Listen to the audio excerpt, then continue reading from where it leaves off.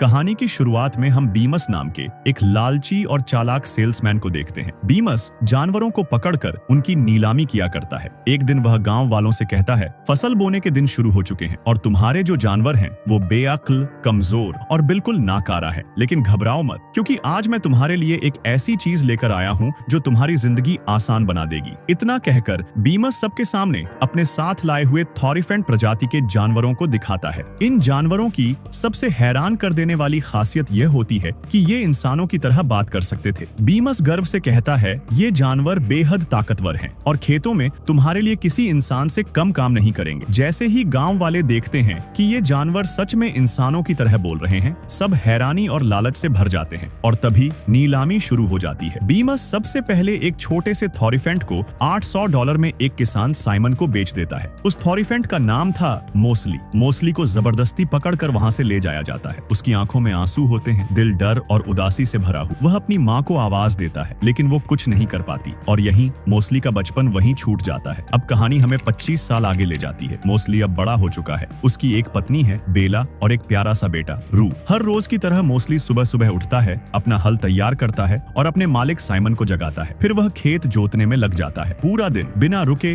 बिना थके मोस्ली मेहनत करता रहता है। इसी दौरान वहाँ बीमस अपने दो साथियों शंख और ऑली के साथ आ पहुँचता है। फसल न होने वाले दिनों में बीमस दवाइयां बेचने का काम करता था। उसके साथ एक बूढ़ा थॉरिफेंट भी होता है जिसका नाम था टर्पिन। टर्पिन बीम्स के लिए बोझ ढोने का काम करता है। मोस्ली और रू टर्पिन को देखकर खुश हो जाते हैं, क्योंकि मोस्ली उसे बचपन से जानता था। बीमस साइमन को अपनी दवाइयां बेचने की कोशिश करता है, लेकिन साइमन को उस पर शक हो जाता है। वह सख्त लहजे में पूछता है, सच सच बताओ बीमस, तुम यहाँ आखिर लेने क्या आए हो? बीमस मुस्कुराकर कहता है, रू अब काफी बड़ा हो गया है, वो नीलामी के लिए तैयार है। ये सुनते ही साइमन साफ मना कर देता है। तब बीमस चालाकी से कहता है, तुम्हें एक बिजनेसमैन की तरह सोचना चाहिए। मैं तुम्हें रू के बदले तुम्हारे खेत के पास वाली जमीन दे सकता हूँ। मोस्ली तुरंत आगे बढ़कर साइमन को समझाने की कोशिश करता है। वो जमीन बेकार है, वहाँ पत्थर और जड़ें भरी पड़ी हैं। लेकिन बीमस और उसके साथी साइमन का मजाक उड़ाते हैं। क्या तुम अपने जानवरों की बातें सुनते हो? यह सुनकर साइमन गुस्से में आ जाता है। वह मोस्ली पर पत्थर फेंकता है। चोट खाकर मोस्ली अंदर चला जाता है। उसी रात बेला मोस्ली को बताती है, मैं प्रेग्नेंट हूँ। यह सुनते ही मोस्ली की आंखों में खुशी आ जाती है। थकान से टूटे हुए शरीर के साथ वह अपने बिस्तर पर सोने चला जाता है। थोड़ी देर बाद रू मोस्ली के पास आता है। वह उत्साहित होकर कहता है, मैंने छिपने के लिए एक गुफा ढूंढी है, आपको चलकर वो देखनी चाहिए। मोस्ली मना कर देता है, मैं बहुत थक गया हूँ, कल बहुत काम है, हम किसी और दिन चलेंगे। लेकिन रू कहता है, मैंने उन गुफाओं में हमारे जैसे चित्र देखे हैं जिनके हाथ इंसानों जैसे हैं। यह सुनकर मोस्ली चौंक जाता है और वह रू के साथ जाने को तैयार हो जाता है। दोनों जंगल की तरफ निकलते हैं। रास्ते में जुगनू रू के पास आने लगते हैं, जो उन्हें गुफा तक का रास्ता दिखाते हैं। जुगनुओं की रोशनी में वो दोनों उस गुफा तक पहुंच जाते हैं। गुफा जमीन के अंदर बनी होती है। दोनों फिसलते हुए अंदर पहुंचते हैं। अंदर दीवारों पर थॉरिफेंट जैसे जानवरों के चित्र बने होते हैं, लेकिन उनके हाथ होते हैं। इन्हें कहा जाता था अपराइट्स। मोस्ली यह देखकर दंग रह जाता है। उसे पता चलता है कि ये थॉरिफेंट 2 पैरों पर चलते थे और अपने हाथों से हर काम कर सकते थे। रू अपने पिता को आगे ले जाता है, लेकिन आगे गहरा अंधेरा होता है। रू डरकर कहता है, मैं यहाँ से आगे नहीं गया, जुगनू भी मेरे साथ नहीं जाते और मुझे अंधेरे से डर लगता है। फिर वह अपने पिता से पूछता है, क्या अपराइट्स सच में होते थे या ये बस किसी के बनाए हुए चित्र हैं? यह सुनते ही मोस्ली को अपना बचपन याद आ जाता है। उसे याद आता है कि टर्पिन भी ऐसे ही चित्र बनाता था। टर्पिन बताया करता था, पहले हम भी अपराइट्स की तरह 2 पैरों पर चला करते थे। सैकड़ों साल पहले थॉरिफेंट के 2 परिवार थे। एक परिवार इंसानों के जुल्म और बुराई से बचने के लिए उत्तर की तरफ चला गया, लेकिन जो परिवार पीछे रह गया उस पर इंसानों ने भयानक अत्याचार किए। उन्हें जानवरों की तरह काम करने पर मजबूर कर दिया गया। धीरे धीरे उनकी पीठ झुक गई और जो हाथ कभी काम आते थे वो बेकार होकर पैरों में बदल गए। मोस्ली गहरी सोच में डूबा हुआ टर्पिन से पूछता है, अगर अपराइट्स सच में थे तो फिर वो हमें बचाने क्यों नहीं आए? टर्पिन भारी आवाज में जवाब देता है, अपराइट्स को यही लगता था कि वही आखिरी बचे हुए थॉरिफेंट हैं। टर्पिन आगे बताता है, हालांकि कुछ लोगों का मानना था कि एक दिन अपराइट्स जरूर लौटेंगे और हमें आजाद करेंगे। लेकिन तभी बीमस के भेजे हुए लोग और शिकारी वॉरफील्ड वहां पहुंच गए थे। उन्होंने छिपे हुए सभी थॉरिफेंट्स को पकड़ लिया और फिर बीमस ने सबको नीलाम कर दिया। इन सब बातों को याद करके मोस्ली का दिल टूट जाता है। उसे लगने लगता है कि अपराइट्स कभी थे ही नहीं, क्योंकि अगर होते तो वो हमें बचाने जरूर आते। मोस्ली रू से कहता है, अपराइट्स असली नहीं है, ये सब चित्र सिर्फ हमें बहकाने के लिए बनाए गए हैं। रू चुपचाप अपने पिता की बात मान लेता है और दोनों वहाँ से वापस घर लौट आते हैं। घर पहुँचते ही रू सो जाता है। तभी बेला मोस्ली के पास आती है और कहती है, तुम्हें उस गुफा में आगे जाना चाहिए था, वहीं से हम अपराइट्स तक पहुंच सकते थे, लेकिन मोस्टली उसका यकीन नहीं करता। वह कहता है ये सिर्फ एक परी कथा है, अपराइट्स कुछ नहीं होते।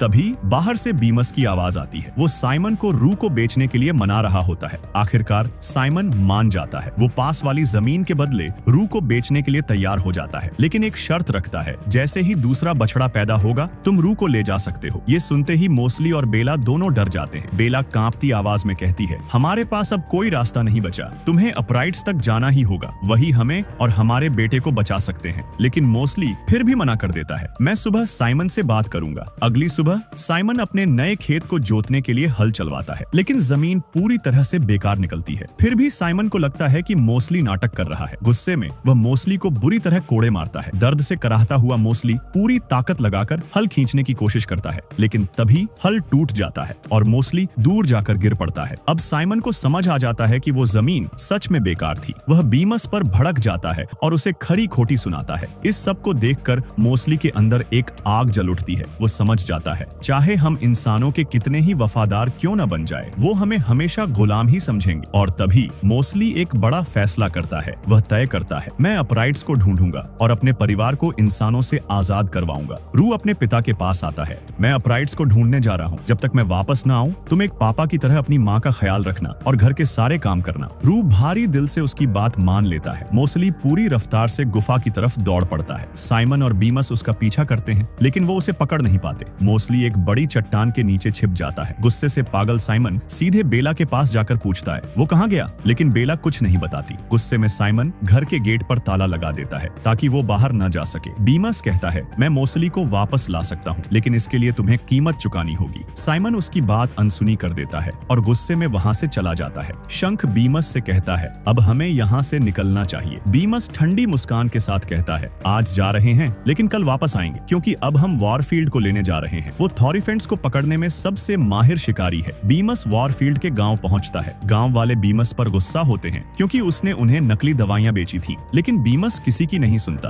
वो सीधा वॉरफील्ड से मिलने बार में चला जाता है। बार के बाहर एक थॉरीफेंट बंधा हुआ होता है। उसे हाल ही में वॉरफील्ड ने पकड़ा था। वो डरा हुआ, सहमा हुआ था। टर्पिन उसके पास जाता है। वो कांपती आवाज में बताता है, उत्तर की तरफ जंगल में एक सिंकहोल है, वहाँ मुझे गुफाएं मिली थी जिनमें अपराइट्स के चित्र बने हुए थे। मैं आगे बढ़ा ही था कि लेकिन तभी वो समझ जाता है ये सब वॉरफील्ड का बिछाया हुआ एक जाल था। उधर हमें मोस्टली को दिखाया जाता है जो अपराइट्स की गुफाओं में और आगे बढ़ता चला जाता है, लेकिन अचानक वह वॉरफील्ड के बनाए हुए एक गहरे गड्ढे में गिर जाता है। मोस्टली बाहर निकलने की बहुत कोशिश करता है, लेकिन गड्ढा इतना गहरा होता है कि वह निकल नहीं पाता। वह चारों तरफ देखता है, वहाँ थॉरीफेंट्स के कटे हुए सींग पड़े होते हैं, टूटी हुई तलवारें और खून के निशान। ये देखकर मोस्टली का दिल दहल जाता है। उसे समझ आ जाता है कि ये जगह कितनी खतरनाक है। अगली सुबह हमें वॉरफील्ड को बीमस के साथ साइमन के फार्म पर पहुंचते हुए दिखाया जाता है। साइमन शिकारी से कहता है, अगर तुम मोस्टली को ढूंढकर मेरे पास ले आओ तो मैं तुम्हें $350 दूंगा। वॉरफील्ड बिना कुछ कहे जंगल की तरफ निकल पड़ता है। ये देखकर रू उसे रोकने के लिए दौड़ने लगता है, लेकिन टर्पिन उसे पकड़ लेता है और कहता है, मुझे नहीं पता वो तुम्हारे डैड के साथ क्या करेगा, लेकिन तुम्हें यहीं रुकना हो। तुम्हारी माँ को इस वक्त तुम्हारी जरूरत है। बहुत जल्द बछड़ा आने वाला है, तुम्हें उसके लिए तैयार रहना होगा। रू यह सुनकर चुप हो जाता है। वह हालात को समझ जाता है। उधर बीमस अपने साथी शंख और ओली से कहता है, वॉरफील्ड ने जंगल में एक खतरनाक ट्रैप बिछा रखा है। सभी थॉरीफेंट उसी जाल में फंसते हैं। तुम्हें उस ट्रैप का पता लगाना होगा। शंख को ये आइडिया काफी पसंद आता है और दोनों चुपचाप वॉरफील्ड का पीछा करने लगते हैं। इधर मोस्टली डरा हुआ गड्ढे से बाहर निकलने की कोशिश करता रहता है, लेकिन गड्ढा बहुत ज्यादा गहरा होता है। तभी वॉरफील्ड वहां पहुंच जाता है। वह नीचे झांक कर कहता है, मैं तुम्हें वापस साइमन के पास ले जाऊं, लेकिन उससे पहले मैं तुम्हारे सींग काट लूंगा। ये सुनते ही मोस्टली कांप उठता है। तभी ओली और शंख भी वहां पहुंच जाते हैं। वो गुफाओं की दीवारों को देखकर कहते हैं, ये सारे चित्र वॉरफील्ड ने बनाए हैं। वॉरफील्ड समझ जाता है कि उसका राज खुलने वाला है। गुस्से में वह शंख और ओली को भी पकड़कर उसी गड्ढे में फेंक देता है। इसी अफरा तफरी में मोस्टली ओली की मदद से गड्ढे से बाहर निकल जाता है और जान बचाकर वहां से भागने लगता है। वह भागते भागते एक झरने के किनारे पहुंच जाता है। चट्टानों पर छलांग लगाते हुए आगे बढ़ने लगता है। वॉरफील्ड उसे रोकने के लिए अपने तीर से हमला करता है, लेकिन तभी एक जुगनू वॉरफील्ड का ध्यान भटका देता है और मोस्टली की जान बच जाती है। मोस्टली एक ऊंची चट्टान पर छलांग लगाता है, लेकिन संतुलन बिगड़ जाता है। वह नीचे गिर जाता है। वॉरफील्ड को लगता है कि मोस्टली मर चुका है। वह उसकी बॉडी देखने के लिए नीचे उतरता है, लेकिन वहां मोस्टली नहीं मिलता। जब मोस्टली की आंख खुलती है तो वह खुद को झरने के पीछे पाता है। गिरते समय वह झरने के पीछे जा पहुंचा था। मोस्टली चारों तरफ देखता है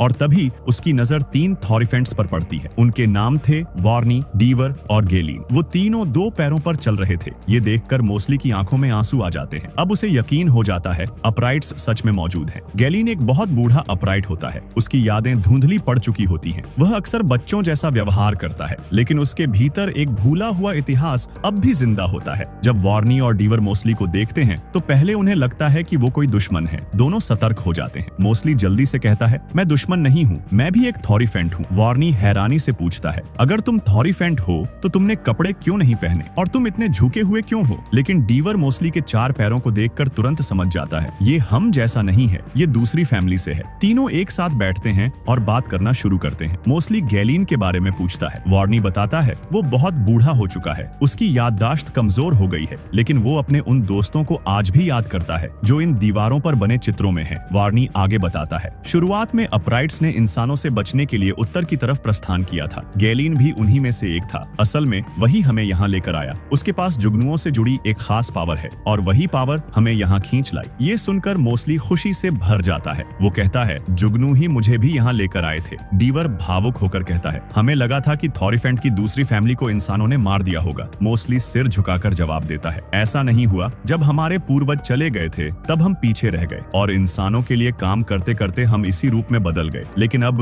भविष्यवाणी सच होगी। अपराइट्स हम सबको बचाएंगे। इसके लिए हमें कीने सेरत जाना होगा। वहाँ से सेना लेकर आनी होगी। वार्नी बिना देर किए कहता है, हम तुम्हारे साथ चलेंगे। तीनों कीने सेरत की ओर रवाना हो जाते हैं। मोस्टली का दिल उम्मीद से भर जाता है। चलते चलते डीवर मोस्टली को उंगलियों की अहमियत समझाता है। इन उंगलियों की मदद से हम कोई भी काम कर सकते हैं और इन सब में थंब राजा होता है। डीवर मजाक में मोस्टली की पीठ खुजलाता है। गेलीन जोर से हंस पड़ता है और उसी पल से वो मोस्टली का अच्छा दोस्त बन जाता है। अब वो मोस्टली का सहारा लेकर आगे बढ़ता है। अब हमें फिर से शिकारी वारफील्ड को दिखाया जाता है। वो चट्टानों के बीच मोस्टली को ढूंढ रहा होता है। उसे झरने के पीछे छिपी हुई उस जगह का पता चल जाता है और वो उसी रास्ते से आगे बढ़ने लगता है। मोस्टली और उसके साथी लगातार चलते रहते हैं। कीने सेरत काफी दूर होता है। चलते चलते रात हो जाती है और सुबह होते होते वो एक भुतिया घाटी के किनारे पहुंच जाते हैं। घाटी के उस पार कीने सेरत होता है। वार्नी गंभीर आवाज में कहता है, ये घाटी भुतिया है, हमें इसके किनारे किनारे चलना होगा। कहा जाता है कि दुनिया की शुरुआत यहीं से हुई थी और इसी घाटी में एक खास पेड़ है जिसकी एक आत्मा रक्षा करती है। आज तक जो भी इस घाटी के अंदर गया है वो कभी वापस नहीं आया। तभी मोस्टली को घाटी के भीतर एक सुरंग दिखाई देती है। वो कहता है, अगर हम इस सुरंग से जाए तो जल्दी शहर पहुंच सकते हैं। तीनों सुरंग के अंदर बढ़ते हैं, लेकिन सुरंग भुतिया होती है। अचानक पेड़ उनके ऊपर गिरने लगते हैं। किसी तरह वो जान बचाकर बाहर निकल आते हैं। अब वो घाटी के साइड से आगे बढ़ते हैं। रात को एक जगह रुककर आराम करते हैं। मोस्टली उन्हें अपने परिवार के बारे में बताता है। मैं अपने परिवार को बचाना चाहता हूँ, इसलिए हमें जल्दी से कीने सेरत पहुंचना होगा और सेना लेकर लौटना होगा। सब सो जाते हैं। रात में मोस्टली की आंख खुलती है। वो देखता है गेलीन जुगनुओं के पीछे पीछे कहीं जा रहा है। मोस्टली डीवर और वार्नी को जगाता है। तीनों गेलीन के पीछे पीछे एक ऊंची चट्टान तक पहुंच जाते हैं। गेलीन को समझ आ जाता है वारफील्ड उनके पीछे आ चुका है और सच में वारफील्ड वहां आ पहुंचता है। वार्नी और डीवर उसका ध्यान भटकाने की कोशिश करते हैं, लेकिन गेलीन मोस्टली से कहता है, हमें इन जुगनुओं पर भरोसा करना होगा, यही हमें यहाँ से बाहर निकाल सकते हैं। मोस्टली एक पल की भी देर नहीं करता। वो सीधे क्लिफ से नीचे कूद जाता है और तभी जुगनू उसे थाम लेते हैं। मोस्टली हवा में उड़ने लगता है। ये देखकर वार्नी भी नीचे कूद जाता है। जुगनू तीनों को बचाकर शिकारी से काफी दूर ले जाते हैं। अब वार्नी और डीवर को भी पूरा यकीन हो जाता है, जुगनुओं में वाकई मैजिकल पावर है। तीनों फिर से तेजी से आगे बढ़ने लगते हैं क्योंकि वारफील्ड अब भी उनके पीछे है। उधर हमें साइमन के फार्म पर दिखाया जाता है। टर्पिन रू को काम करना सिखा रहा होता है। वो प्यार से कहता है, बहुत जल्द तुम्हारा भाई या बहन इस दुनिया में आने वाला है, लेकिन तुम घबराना मत, मैं तुम्हारे साथ रहूंगा।